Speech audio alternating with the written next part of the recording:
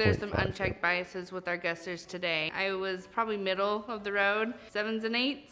7s and 8s are middle of the road. What?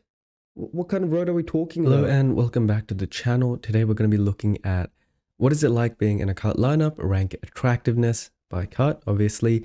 And this video is really interesting. It talks about attractiveness and how people see themselves in terms of, on a 1 to 10 Likert scale.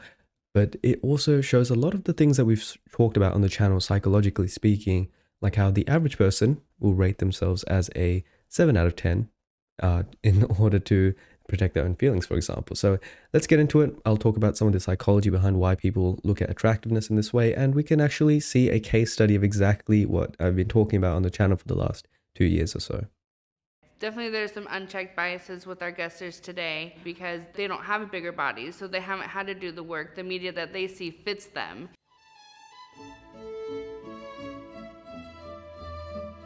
When you look in a mirror, what do you like the most? I actually don't like looking in the mirror. You should look more. You're beautiful. Oh, so, thank you. Embrace that. Do you think you're attractive? Not really. I mean, I think I exist, and I think the things that I say and do are more interesting than the way I look. Do you think you're attractive? I don't know. Something I've tried to unlearn a whole lot in my life is that my worth is based on my appearance. Maybe like a 7. I do agree with that. Generally, there's nothing wrong with being unattractive, but you shouldn't let that define your worth or value to society. You can still contribute a lot, even if you're unattractive, which is why people take, being called unattractive so personally, because it ties to their entire sense of value and worth to society. So if you call somebody unattractive, they take it as if you're saying you are worthless, as a person, but that couldn't be further from the truth. I think this is she explained exactly why people take attractiveness so personally, even though it's just like any other physical characteristic. It's like calling a short person short, but people still take that in a negative light because of all the connotations that go with it. It's like calling a tall person tall. It's just calling it as it is, but for some reason, attractiveness is such a personal thing. A 7. I would give you a 6.5. I identify as a woman, but I also identify as genderqueer. And I found it really, really interesting today at how people were relating. The second guy was like, he was really nice, but I think I stumped him a little bit. How would you describe yourself? Genderqueer goblin. I don't really know what that means in terms of like character qualities. I think it's interesting how other people sometimes will perceive me one way or another. Wait, did she call herself a genderqueer goblin? Just depending on how I introduce myself. Do you think you're attractive? Hell yeah. Do you think you're attractive? I do, yes. Do you think you're attractive? I would rate you 6.5. A 6.5 or so. 6.5. I mean, right now, yeah. I feel like I'm a solid 7. Has any Everyone's a of this changed 7. your view That's on not a yourself? coincidence. Everyone is going to be a 7, and I spoke about this. It's funny. People take this so personally, but everyone rates themselves as a 7. The average, and this is that we just made this video. The average that people see themselves is a 7, and that's because of a number of psychological reasons. For instance, less attractive people don't want to compare themselves to more attractive people. They compare themselves to equally less attractive people, and thus their rating system is entirely skewed from reality, because reality is a mix of attractive and unattractive. And so to be called average in anything is a discredit. It's a sense of mediocrity, and nobody likes being mediocre. So that's why being called a 5 out of 10, which is where the distribution of attractiveness should be, because attractiveness is a bell curve distribution, meaning that the average person should be a 5. That's what the large majority of people are. But for some reason, everybody's a 7, which is right here. That cannot be physically possible. If it's a bell curve distribution, which is true, that's established. Just like every other trait, everything's a bell curve distribution. Intelligence, height, looks, your physical ability, how fast you can run on 2 legs, everything is a bell curve distribution. So everyone cannot be a 7. But when you look at this, everyone is a 7. And I think this guy's very much a 5. It's just average looking. There's nothing wrong with that. He has average features. He does have some cosmetic flaws, especially with the teeth, the under eye region. He's starting to get old. there's some issues. You know, he's got a patchy beard, but there's also some redeeming characteristics. He's got strong dental facial features. You know, he might not have had the best dental care or the treatment, but he's got redeeming features, and that's exactly what the average person would look like. They have a mix of good and bad qualities, physically speaking. Not really. I was rated pretty decently, actually. I was probably middle of the road, 7s and 8s. Wanna turn 7s and 8s are middle of the road. What kind of road are we talking about? How is 7 and 8 middle of the road? You know why this annoys me so much? What is the point of having words? What is the point of having established terms and set standards if we just don't use them altogether? I'm so lost for words. What is the point of having a 1 to 10 scale that people are supposedly meant to be rating themselves by? That's what Cut asked them to do. If you don't even follow the scale, like if 8 is in the middle of the road, does that mean the scale goes up to 15? Huh? around? You can if you want. I don't know what the vibe is called, but it's your vibe, you know, there's nothing wrong with it. Everybody has their own idea of what they find attractive, but I feel like putting a plus size body on top of that is a little harder because it's either you like it or you don't. I'll rate you a 7.5 out of 10. I just noticed this in post-production. Tell me if I'm reaching here. The girl that's doing the rating, it's almost as if she's making a bargain. She's like pleading or dealing with a younger child. I'll give you a 7.5 if you don't get upset with me. You know, they don't seem to be taking her very seriously, and I think the body language gives it away.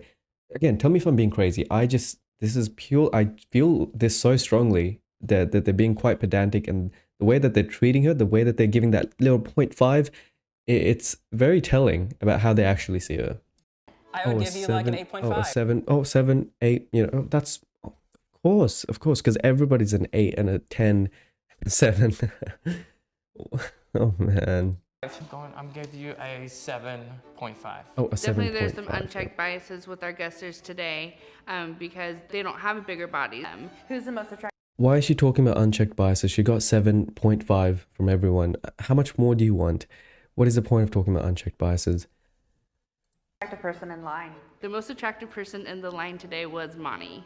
I just love her attitude, and like you can tell that she's confident in herself and she likes who she is, and I dig that.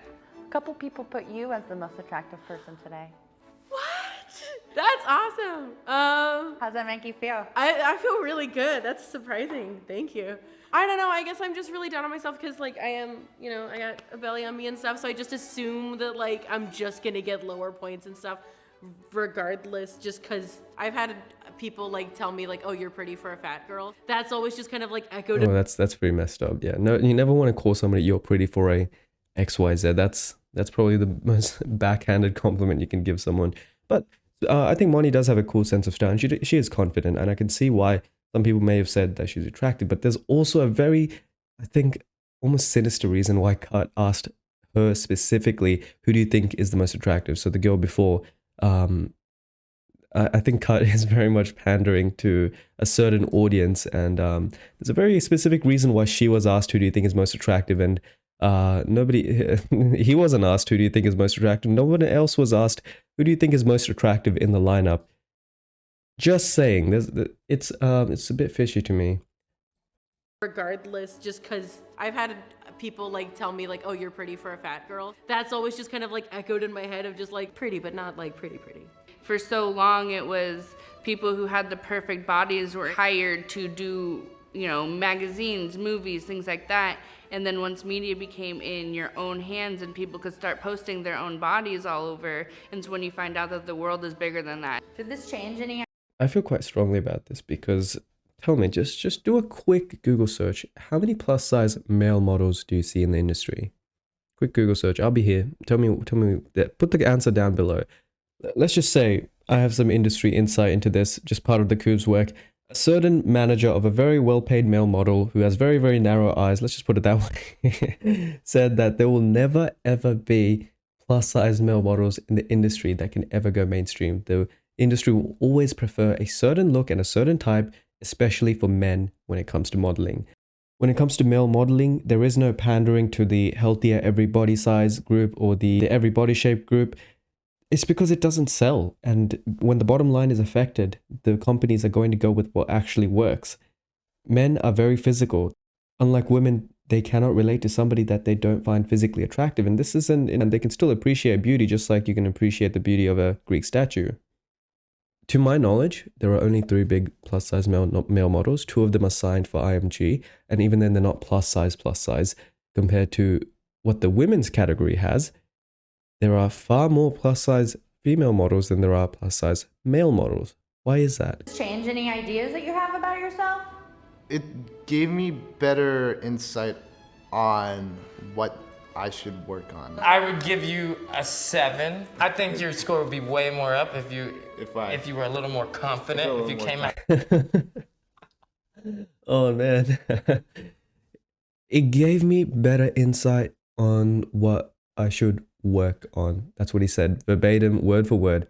And then this guy, his advice on what you should work on to go from a 7 to a 10 is just confidence. Make that make sense. Make that make sense. What is the point of having beauty standards, having established? What is the point of scientific research at all if we cannot agree on a single thing? You're like, I don't care, this is me, I'm fly. Right. Because you are fly. For example, confidence is one of the main things that people do find attractive. That's something that I really do. I mean this in the nicest way possible. In the nicest way possible. You know, brother to brother, he needs more than confidence to go from 7.5, which isn't even an accurate assessment. It's just pandering to his feelings, to go to a 10, which is what the guy is promising. Confidence does not change that. And the most disheartening part, this is what I see for so many men and women, which is exactly why QOVES exists, is because when you go out there and you believe that somebody told you that, you know, you're a 7, you're a 10, you're whatever, and you go out there and your lived experiences do not correlate to what people are telling you behind closed doors, that creates a very serious disillusionment. You don't know what to believe anymore. If people are saying you're a 7, you're a 10, and you just have to be more confident and you know yada yada yada, and then you go out on the streets and everyone treats you differently as if you're an average looking person, you don't get the same benefits that an attractive looking person gets, then who is telling the truth? No one is ever telling you the truth when it comes to physical attractiveness and beauty, which is exactly why you have to watch QOVES videos.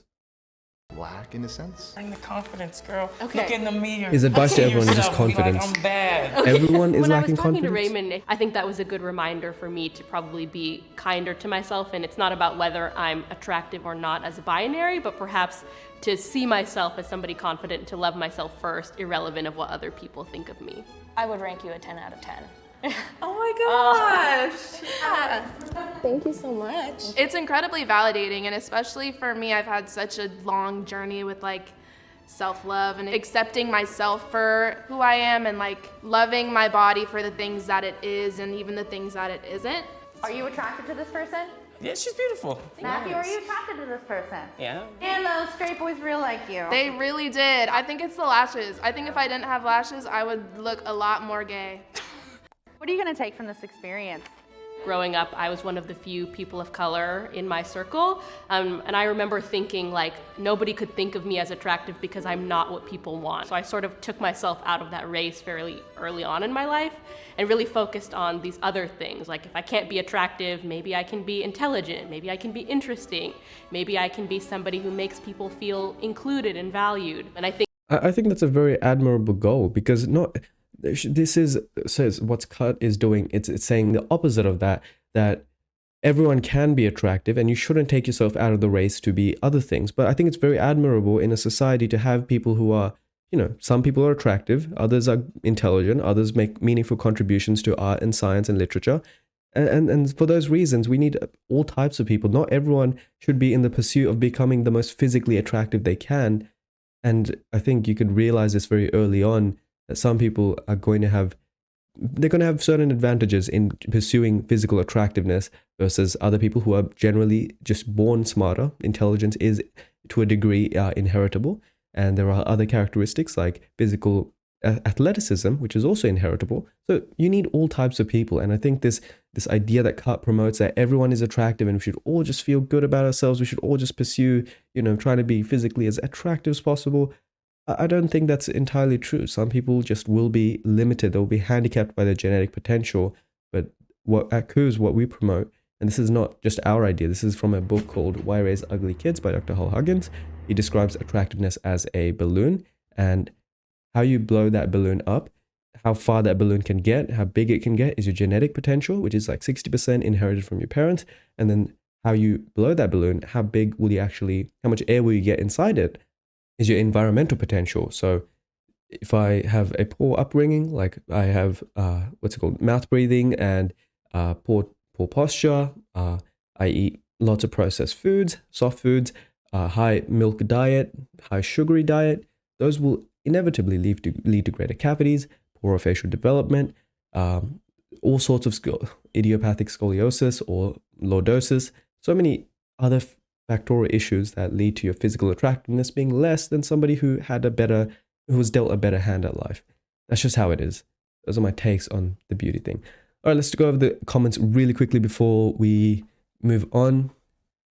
Uplifting and sweet, they all appreciated him. It was refreshing to see such a nice person. Should physical attractiveness, when we're talking about, is it about being nice or actually giving them honest advice? I'm of the second group, and I believe it's not about being nice. That's why a lot of people think QOVES is being mean, he's saying this and that, but I'm just saying it exactly as it is. And some people, that might be polarizing, that some people might not like that. Granted that there are ways of saying the same message in a more tactful way, in delivering it in a nicer, more pleasing way, but after 200 or so videos, it just becomes exhausting trying to skirt around every political correctness landmine. And the thing that you realize after being on the platform is that there will always be somebody with something to say no matter what you do.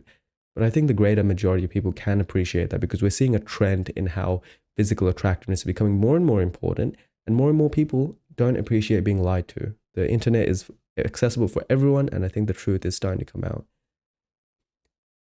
Props to anyone who put themselves out there like this. Yeah, it's very scary. And I think the reason why the large majority of people gave each other 7.5s and 8s was to not embarrass them on live, it's not live TV, but live YouTube, whatever. The last girl was so pretty and well spoken. Respect for these people because it must be so scary. Yes, I do agree. This brings me to tears. They're all beautiful on their own. No need for comparisons. No, they're not all beautiful on their own. That is not how physical attractiveness works. Not all animals are. Only a small minority of animals actually get to reproduce and move on to the next lineage. The large majority actually just don't ever get to reproduce because they don't have the physical characteristics that, in most cases, the males don't have the physical characteristics that the females are looking for, and so that's how it moves on. But for humankind, we just have this notion that everyone is attractive, everyone is, allowed to find their love, and we have all these esoteric ideas of beauty and philosophical ideas of love and perspective that we are really just still animals and we're not free from our biological impulses. Anyway, attractiveness is completely subjective. It can be influenced by makeup, clothes, hygiene, attitude, personality. Yeah, QOVES Studio would disagree with that one.